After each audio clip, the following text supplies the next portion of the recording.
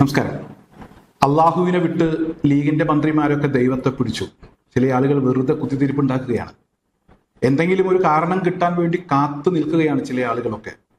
ഈ ഒരു സമയത്താണ് ഇവിടെ ചില ഉസ്താദുമാർ അല്ലെങ്കിൽ അത്തരത്തിലുള്ള വേഷം ധരിച്ച ആളുകൾ കുത്തിത്തിരിപ്പുണ്ടാക്കുന്നതിന് വേണ്ടിയുള്ള ശ്രമങ്ങൾ നടത്തുന്നത്. എന്തെങ്കിലും മനസ്സിലാക്കിയിട്ടാണോ എന്ന് ചോദിച്ചാൽ അവരൊന്നും മനസ്സിലാക്കിയിട്ടില്ല എന്നാണ് എനിക്ക് മനസ്സിലാക്കാൻ കഴിയുന്നത്. അള്ളാഹുവിന്റെ നാമത്തിൽ സത്യപ്രതിജ്ഞ ചെയ്തിരുന്ന ലീഗിന്റെ മന്ത്രിമാർ ഇത്തവണ ദൈവനാമത്തിൽ സത്യപ്രതിജ്ഞ ചെയ്തു എന്നുള്ളതാണ് ഒരു വലിയ തെറ്റായി ഇത്തരക്കാർ ചൂണ്ടിക്കാണിക്കുന്നത്. എന്തായാലും എന്താണ് അള്ളാഹു, എന്താണ് ദൈവം എന്നുള്ളത് കൃത്യമായി അതിന്റെ അർത്ഥം ഇവർ പരിശോധിച്ചിട്ടില്ല എന്നുള്ളതാണ്. ദൈവത്തിന്റെ അർത്ഥം എന്താണ് എന്നൊന്ന് പരിശോധിക്കുക. ദൈവത്തിന് ഒരുപാട് അർത്ഥങ്ങളുണ്ട്. ഭഗവാൻ, ഈശ്വരൻ, ദിവ്യശക്തി, സൃഷ്ടാവ്, ഇതാണ് ദൈവത്തിന്റെ അർത്ഥം. പിന്നെ ചില സന്ദർഭങ്ങൾക്കനുസരിച്ച് ഈ അർത്ഥങ്ങളിലൊക്കെ ചെറിയ മാറ്റങ്ങൾ വരും, വ്യാഖ്യാനത്തിലൊക്കെ ചെറിയ മാറ്റങ്ങൾ വരും. അതുകൂടെ ഇവിടെ വളരെ കൃത്യമായി പറയുന്നുണ്ട്. ഇനി അള്ളാഹുവിന്റെ അർത്ഥം എന്താണ്? അള്ളാഹു എന്ന് പറഞ്ഞാൽ ഏകനായ ദൈവം. അവിടെയും ദൈവമുണ്ട്. മലയാളം അർത്ഥം നോക്കിയാൽ ഏകനായ ദൈവം എന്ന് കാണാൻ കഴിയും. സർവലോക സൃഷ്ടാവ് എന്നുകൂടെ അള്ളാഹുവിന്റെ അർത്ഥമായിട്ട് കാണാൻ കഴിയുന്നുണ്ട്. അതുപോലെ ഇംഗ്ലീഷിൽ പറയുമ്പോൾ നമ്മൾ ഗോഡ് എന്നാണ് പറയാറുള്ളത്. ഗോഡ് എന്ന വാക്ക് ഇംഗ്ലീഷുകാര് ഇവിടെ എങ്ങനെയാണ് അവർ ദൈവത്തെ കുറിച്ച് പറയുക, അള്ളാഹുവിനെ കുറിച്ച് പറയുക? ഗോഡ് എന്നാണ് അവർ വിശേഷിപ്പിക്കാറുള്ളത്. ബിസ്മില്ലാഹിർ റഹ്മാനിർ റഹീം എന്ന് പറയുന്ന വളരെ പ്രധാനപ്പെട്ട ഒരു ആയത്ത്.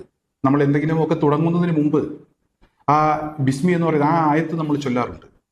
ഇംഗ്ലീഷിൽ പറയുമ്പോൾ in the name of God എന്നാണ് ഇവിടെ ഈ ബിസ്മിയെ കുറിച്ച് പറയാറുള്ളത്. എന്തായാലും ഇതൊന്നും അറിയാത്ത ആളുകൾ വെറുതെ കുത്തിത്തിരിപ്പുണ്ടാക്കുന്നു. ലീഗിന്റെ മന്ത്രിമാർ എന്തോ വലിയ തെറ്റ് ചെയ്തു, ഒരു മഹാപരാധം അവർ ചെയ്തു എന്നൊക്കെയാണ് ഇവർ പറഞ്ഞ് പ്രചരിപ്പിക്കുന്നത്.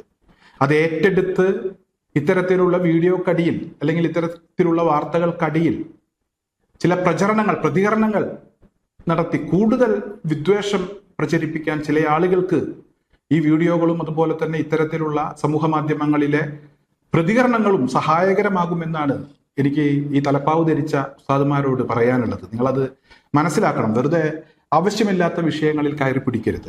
രണ്ടും ഒന്നാണ്. ദൈവമാണെങ്കിലും അള്ളാഹു ആണെങ്കിലും ഒന്ന് തന്നെയാണ്. ഒരേ ആശയമാണ്. സർവലോക സൃഷ്ടാവാണ് ദൈവം എന്ന് പറയുമ്പോൾ. മറ്റു ചില അർത്ഥങ്ങളുണ്ട് സന്ദർഭത്തിനനുസരിച്ച്.